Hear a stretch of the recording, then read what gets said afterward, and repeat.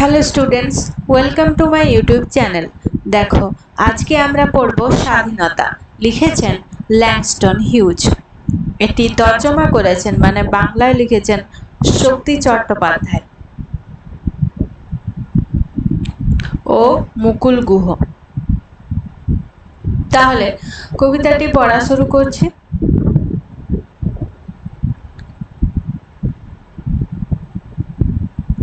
স্বাধীনতা কোনোদিনই আসবে না, না, আজ নয়, কোনোদিনই নয়, ভয় বা সমঝোতার মধ্যে। তার কারণ আমাদেরও তো অন্য সকলের মতো অধিকার রয়েছে। দু পায়ের উপর দাঁড়িয়ে থাকার, দু কাঠা জমির মালিকানার। শুনে শুনে কান পচে গেল, সময়ে সবই হবে, কাল একটা নতুন দিন। মৃত্যুর পরে তো আমার কোনো স্বাধীনতার প্রয়োজন হবে না। আগামীকালের রুটি দিয়ে কি আজ বাঁচা যায়? স্বাধীনতা একটা শক্তিশালী বীজ প্রবাহ। বাঁচার জন্য, একটা বড় প্রয়োজনের জন্য। আমি তো সেখানেই বাস করি, তুমি যেখানে। তাই স্বাধীনতা আমার প্রয়োজন, তোমার যেমন। ঠিক আছে, এই হলো কবিতা। কবিতাটির মূল বিষয়বস্তু কি? কবিতাটির মূল বিষয়বস্তু হচ্ছে স্বাধীনতা আমাদের কেন প্রয়োজন এবং কখন বলবো যে আমরা স্বাধীন। ঠিক আছে, একজন মানুষ বা একটি দেশ কখন স্বাধীন থাকে সেটা আমরা কিভাবে দেখবো, কিভাবে বলবো? স্বাধীনতার মানে হচ্ছে, কোনো একটা দেশের স্বাধীনতার মানে হচ্ছে, আমরা বেসিক্যালি মানে সাধারণত আমরা ধরে থাকি সেই দেশের মানুষ তাদের মনোভাব প্রকাশ করতে পারবে, তাদের কোনো অসুবিধা হবে না, তাদের উপর কেউ শোষণ করবে না। ঠিক আছে, তাদের মতামত গ্রহণযোগ্য হবে, তার জীবনে চলার জন্য তাদের মতামতটা,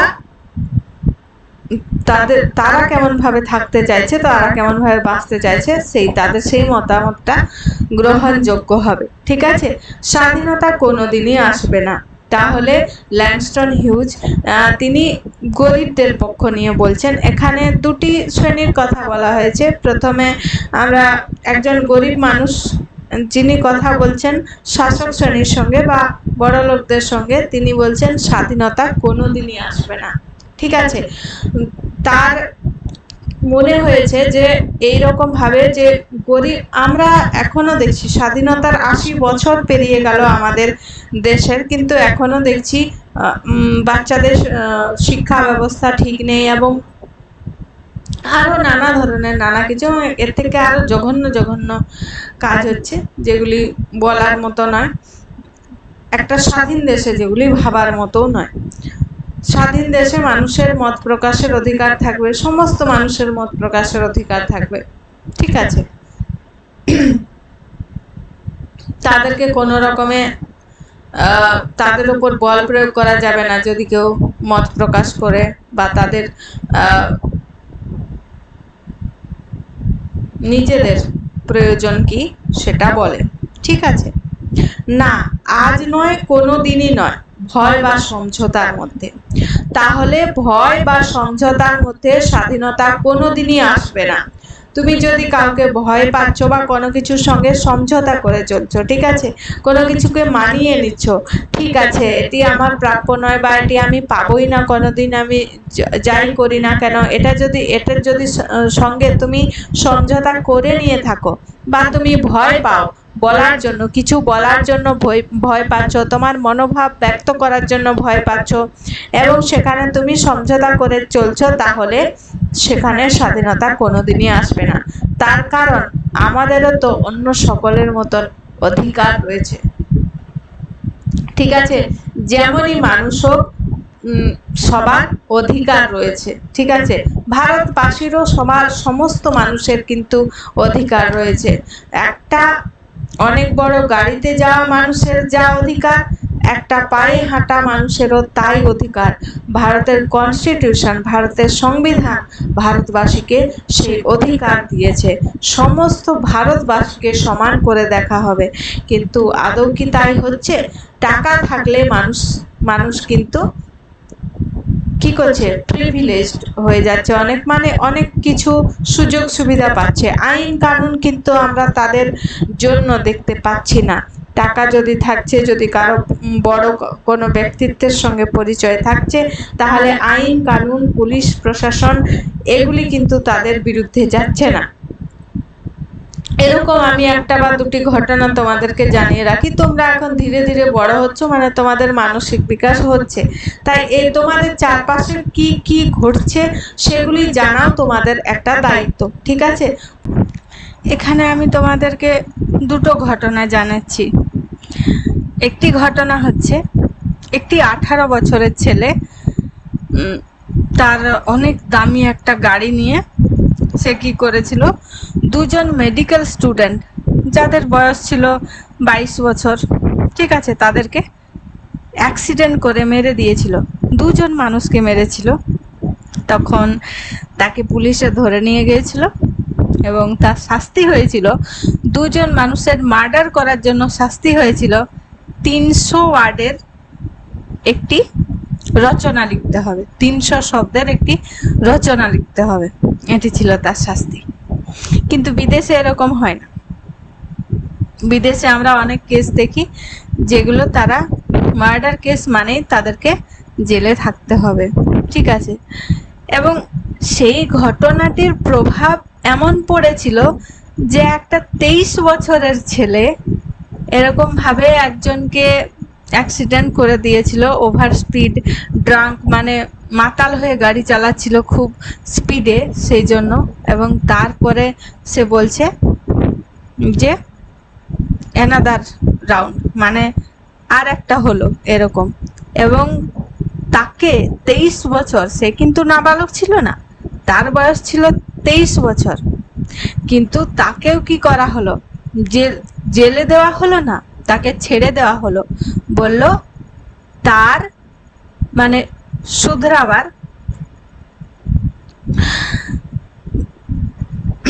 জন্য তাকে আরেকটি সুযোগ দেওয়া দরকার, এরকম বলল একটা জাজ, একটা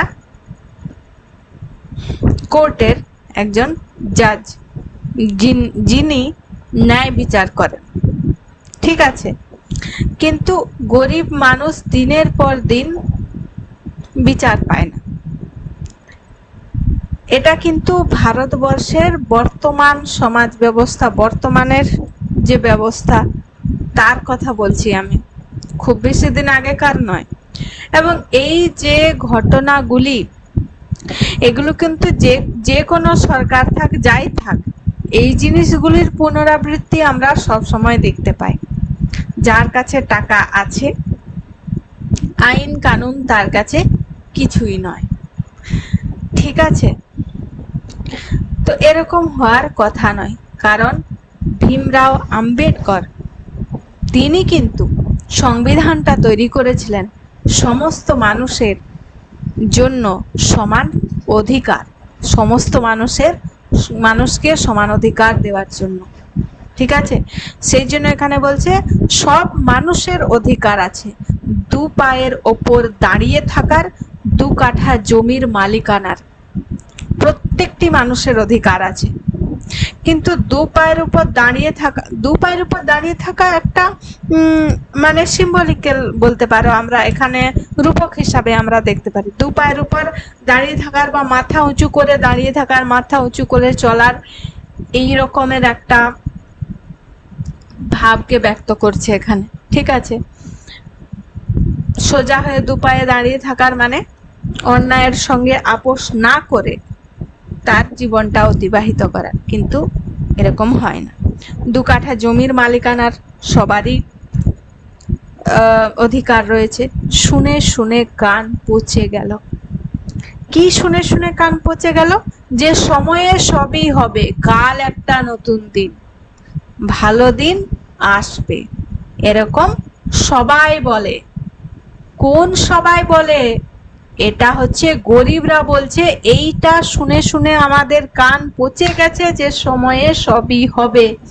কে বলছে গরিবদেরকে? যারা আছে শাসক শ্রেণীতে, যারা পয়সাওয়ালা মানুষ, ঠিক আছে, তারা বলছে একদিন তো ভালো দিন আসবে, সেই দিনের জন্য তোমরা অপেক্ষা করো, সময় হলে সবই হবে। তখন গরিব মানুষটি বলছে কবে হবে? মৃত্যুর পরে তো আমার কোনো স্বাধীনতার প্রয়োজন হবে না, একদিন হবে করে যদি আমার সারা জীবনটাই কেটে যায়, মরণের পরে আমার আর কোনো স্বাধীনতার প্রয়োজন হবে না। আগামীকালের রুটি দিয়ে কি আজ বাঁচা যায়?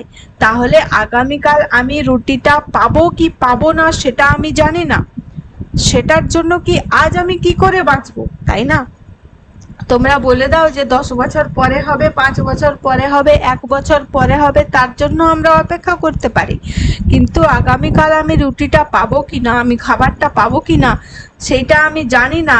খাবারের আশায় করতে করতে আমার খিদেতে প্রাণ চলে যাচ্ছে, কিন্তু আজ বলছো আগামীকাল রুটি দেবো, আগামীকাল হয়ে যাচ্ছে বলছো আগামীকাল রুটি দেবো, আগামীকাল রুটি দেবো এই কথাটি চলে যাচ্ছে, দিনের পর দিন পেরিয়ে যাচ্ছে। ঠিক আছে, তাহলে এইরকম ভাবে কি বাঁচা যায়? স্বাধীনতা একটা শক্তিশালী বীজ ও প্রবাহ। ঠিক আছে, স্বাধীনতা একটা মানুষের মন থেকে বীজ ও প্রবাহ, মানে বীজ যেমন একটা গাছকে সুপ্ত অবস্থায় রাখে, নিজের মনের মধ্যে রাখে, সেই রকম প্রত্যেকটি মানুষের মধ্যে স্বাধীনতার বীজ সুপ্ত অবস্থায় আছে। ঠিক আছে, বাঁচার জন্য একটা বড় প্রয়োজনের জন্য, ঠিক আছে, স্বাধীনতা আমাদের দরকার। বাঁচার জন্য আমাদের স্বাধীনতা দরকার, একটা প্রয়োজনের, বড় প্রয়োজনের জন্য আমাদের স্বাধীনতা দরকার। আমিও তো সেখানেই বাস করি, তুমি যেখানে বাস করো। ঠিক আছে, আমরা তো সে একটি দেশেই বাস করি বা একটি পৃথিবীতে একটি জমিতেই বাস করি।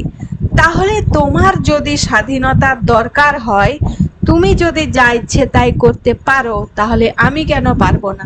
আমারও স্বাধীনতার প্রয়োজন, তাই স্বাধীনতা আমার প্রয়োজন।